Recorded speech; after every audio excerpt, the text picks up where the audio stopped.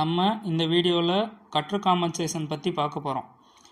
Cutter காம்பன்சேஷன்னா என்ன, different between with and without cutter compensation, explain G40, 41, 42 program model, இதெல்லாம் பார்க்க போகிறோம். கட்ரு காம்பன்சேஷன் அப்படின்னா என்ன?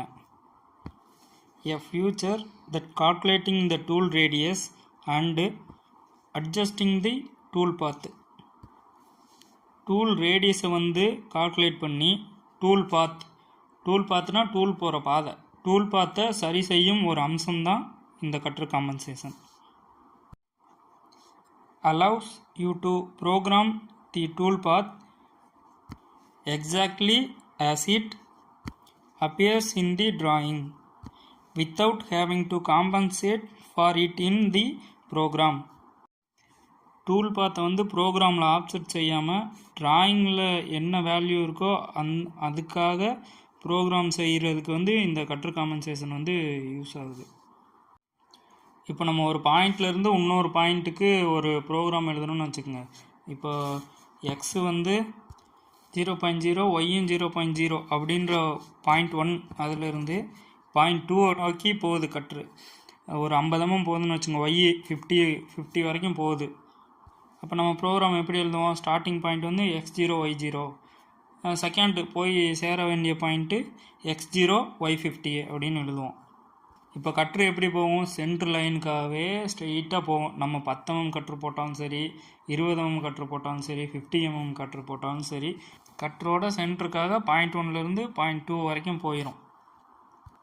இப்போ ஒரு 20 mm கட்டரில் அப்படி போடுறோன்னு வச்சுக்கோங்க, நம்ம ஒர்க் பீஸில் 10 mm சேர்த்து எடுத்துகிட்டு போயிடும். அப்போ பீஸ் ரிஜெக்ஷன் ஆகிரும். அதுக்கு நம்ம ப்ரோக்ராம் எப்படி பண்ணுவோம்? ஒரு பக்கம் ஆப்செட் பண்ணிக்குவோம், 0லேருந்து 10 mm தள்ளிட்டு அதுக்காக ஒய்யை நகர்த்துவோம். இதை நம்ம கட்ரு காம்பன்சேஷன் இல்லாமல் பண்ணுறோம் அப்படின்னா நம்ம தான் கால்குலேட் பண்ணி ப்ரோக்ராமில் இன்புட் பண்ணணும். Different between with and without cutter compensation, simplified programming, complicated programming. ட்ராயிங்கில் என்ன நாமினல் வேல்யூ இருக்கோ அதுக்காகவே ப்ரோக்ராம் பண்ணிக்கலாம். இதில் நம்ம என்ன கட்ரு யூஸ் பண்ணுறோமோ அந்த கட்டரை ப்ளஸ் பண்ணியோ மைனஸ் பண்ணியோ தான் ப்ரோக்ராம் பண்ண முடியும்.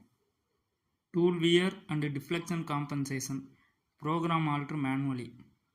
இதில் டூல் வியராக டூல் வியர் டேட்டாவில் ஆல்ட்ரு பண்ணால் போதும், டூல் அதுக்காக ஆப்செட் ஆகி ஓடிக்கும்.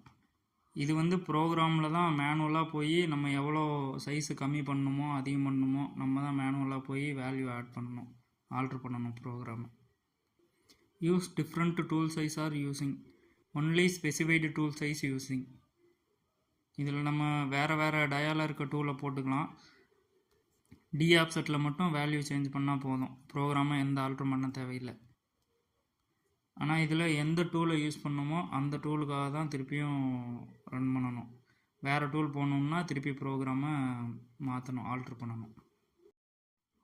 இப்போ G40, 41, 42 பற்றி பார்ப்போம். G40 cutter compensation cancel, G41 cutter compensation left, G42 cutter compensation right. G41 tool பாத்திலிருந்து லெஃப்ட் சைடு டூல் டயாவில் பாதி நகர்ந்து மிஷினிங் செய்யப்படும். இப்போ ஒரு ரெக்டாங்கிள் பீஸ் எடுத்து மிஷினிங் பண்ணுறோம் அப்படின்னா கட்டரோட பார்த்து பீஸுக்கு லெஃப்ட் சைடில் இருக்கும். வியூ பாயிண்ட்லேருந்து கட்ரு போகுது அப்படின்னா ரைட் சைடில் பீஸும் லெஃப்ட் சைடில் கட்டரும் இருக்கும். ஐடிக்கும் அதே தான், ஓடிக்கும் அதே தான். இதுதான் G41 cutter compensation left. G42 cutter compensation right. Tool பாத்திலிருந்து ரைட் சைட் டூல் டயாவில் பாதி நகர்ந்து மிஷினிங் செய்யப்படும். இதில் பீஸு லெஃப்ட் சைடும் கட்ரு ரைட் சைடும் இருக்கும். இதில் பாருங்களேன், நீங்கள் பார்க்குற சைட்லேருந்து கட்ரு முன்னாடி போகுது, பீஸு லெஃப்ட் சைடு இருக்கும், கட்ரு ரைட் சைடு இருக்கும். இதே மாதிரி தான் ஐடிக்கும். நீங்கள் எங்கேருந்து பார்க்குறீங்களோ உங்களுக்கு ரைட் சைடு கட்ரும் லெஃப்ட் சைடு பீஸும் இருக்கணும். அப்போ தான் கரெக்டாக கட்ரு காம்பன்சேஷன் கரெக்டாக வேலை செய்யும், கரெக்டாக மிஷின் ரன் ஆகும். இப்போ ஒரு ரெக்டாங்குலர் ஒர்க் பீஸ் எடுத்துக்குவோம். 100x150க்கு 25 mm டயா கட்டரை எடுத்து நம்ம சுற்றியும் மிஷினிங் பண்ண போகிறோம். ப்ரோக்ராமோட ஸ்ட்ரக்சர் எப்படி இருக்குன்னு தெரியும் உங்களுக்கு. சேஃப்டி கோடு கொடுத்துக்கிறீங்க, ஜெட்டை மேலே தூக்கிக்கிறீங்க, டூல் கால் பண்ணுறீங்க, XY பொசிஷன் பண்ணுறீங்க, டூல் லென்த்து கொடுக்குறீங்க, ஸ்பிண்டில் ஸ்பீடு கொடுக்குறீங்க, ஜெட்டை 50 mm இறக்குறீங்க, கூலண்ட் ஆன் பண்ணிடுறீங்க. X0 Y0 வந்து பீஸோட சென்டர் தான்.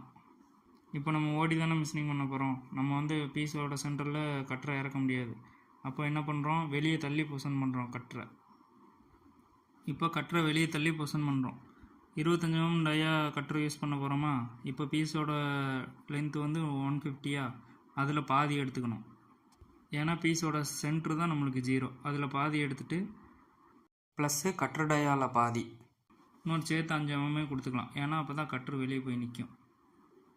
அதே மாதிரி ஒய்யும் 100ல் பாதி 50 ப்ளஸ்ஸு கட்ரு டயாவில் பாதி ப்ளஸ் ஒரு 5 mm சேர்த்து ஒய்யில் கொடுத்துருவோம் மைனஸில். இப்போ ஜெட்டை கீழே இறக்குறோம். இப்போ தான் கட்ரு காம்பன்சேஷன் கால் பண்ண போகிறோம். இப்போ ஓடியில் ஆன்டி கிளாக் வைஸில் மிஷினிங் பண்ண போகிறோம். ஏன் ஆன்டி கிளாக் வைஸ்னால் கட்ரு கிளாக் வைஸில் சுற்றும், நம்ம ஆன்டி கிளாக் வைஸில் மிஷினிங் பண்ணும்போது ஃபினிஷிங் கொஞ்சம் நல்லாயிருக்கும். அதுக்காக G42 D1. G42 வந்து cutter compensation right.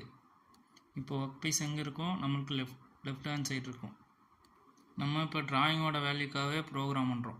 X 75, Y -50, feed 150. இப்போ டி ஆப்செட்டுக்காக அந்த கார்னரில் போய் கட்ரு வந்து இப்போ மிஷினிங் பண்ண ஆரம்பிக்கும். அப்படியே Y 50 mm மேலே ப்ளஸில் 50 போகிறோம்.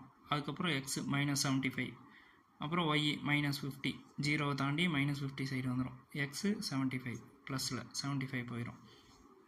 ட்ராயிங் வேல்யூ என்னவோ அதுக்காக ப்ரோக்ராம் பண்ணியிருக்கோம். கட்ரு காம்பன்சேஷன் 25 mm கட்டருக்காக இப்போ ஓடி இருக்கு.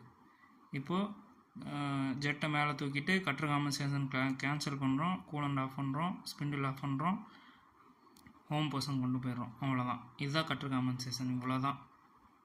ஒரு தடவை ப்ராக்டிஸ் பண்ணிங்கன்னா மறக்கவே மறக்காது. இந்த 4 clockwise, anticlockwise, left right, ID OD, இதை மட்டும் ஞாபகம் வச்சுக்கிட்டிங்கன்னா போதும். இந்த கான்செப்ட்டு நீட்டாக ஈஸியாக காம்ப்ளிகேட்டடே இல்லாமல் ப்ரோக்ராம் பண்ணிவிட்டு போயிட்டே இருக்கலாம். புரியலைன்னா கேளுங்க, இன்னும் தெளிவாக எக்ஸ்பிளைன் பண்ணுறேன். இந்த 4 பிக்சரை ஞாபகம் வச்சுக்கிட்டிங்கனாவே நீங்கள் கட்ரு காம்பன்சேஷன் ஈஸியாக அசால்ட்டாக ப்ரோக்ராம் பண்ணிட்டு போயிடலாம். இந்த ரெக்டாங்கிள் பீஸை வச்சு இன்டர்போலேஷன் பண்ணுறக்கும் இமேஜின் பண்ணிக்கோங்க. இப்போது அவுட்ரு டயா அப்படின்னா கிளாக் வைஸ் டைரக்ஷனில் உங்களுக்கு கட்ரு சுற்றணும் அப்படின்னா G41, G02. இதே இது ஆன்டி கிளாக் வைஸில் சுற்றணும்னா G42, G03. இது ஆன்டி கிளாக் வைஸில், இது அவுட்ரு டயாக்கு. இப்போ இன்னர் டயாக்கு கிளாக் வைஸில் சுற்றணும் அப்படின்னா G42, G02. அதே ஆன்டி கிளாக் வைஸில் சுற்றணும் அப்படின்னா G41, G03 இன்னர் டயாக்கு. அவ்வளோதான். இந்த 4 இதை ஞாபகம் வச்சுக்கிட்டிங்கன்னா நீங்கள் ப்ரோக்ராம் ஈஸியாக போட்டுடலாம்.